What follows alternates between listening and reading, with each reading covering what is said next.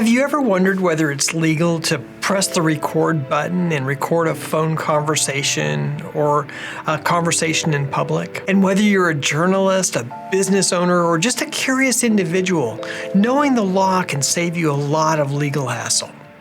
And what about secret recordings by the government? Let's dive into the intriguing world of recording conversations. Hi, my name is Carr Ferrell. I'm a Silicon Valley intellectual property attorney. Today we're tackling a question that many of you have asked. Is it legal to record a conversation? We're going to look at it from three different angles. First of all, recording phone calls. Second, recording private conversations in public. And then finally, government recordings such as wiretapping.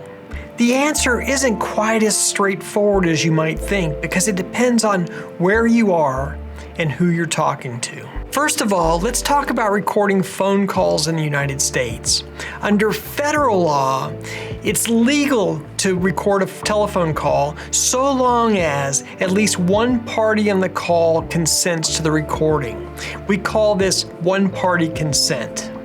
So at least under federal law, if you're on the call, you can legally record it without the other person's consent. However, things get a little more complicated under state law because each state has their own laws with respect to recording phone conversations. In the majority of states, only one-party consent is required. That is, if you're on the call, you can record it without the other person's consent. Because there's some states that require all-party consent or two-party consent, it's sometimes called.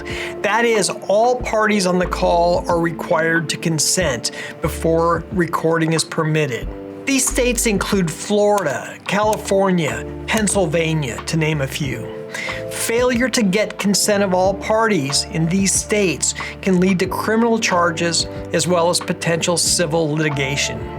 Now let's talk about recording private conversations in public. And this can be nuanced depending on where you're located. Generally, if you're having a conversation in a public space where there's no expectation of privacy, then recording of the conversation is legal. However, beware because there are some jurisdictions where recording of private conversations without the consent of all parties is illegal. For instance, in California, it's illegal to record a confidential communication without the consent of all parties, even in public. This is true for other jurisdictions as well, so it's crucial that you be aware of the rules in your area. Now let's talk about secret government recordings such as wiretapping. Wiretapping typically involves the government interception and recording of private communications such as phone calls and internet traffic without the consent of the parties involved. In the United States,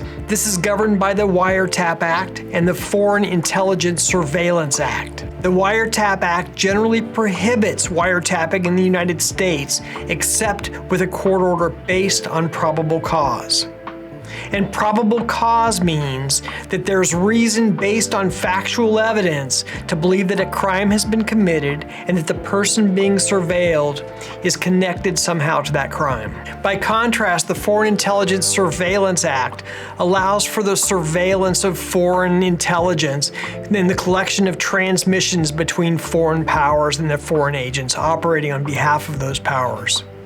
This can include wiretapping and video surveillance and generally operates under a different set of rules than domestic surveillance. What about international calls and recordings?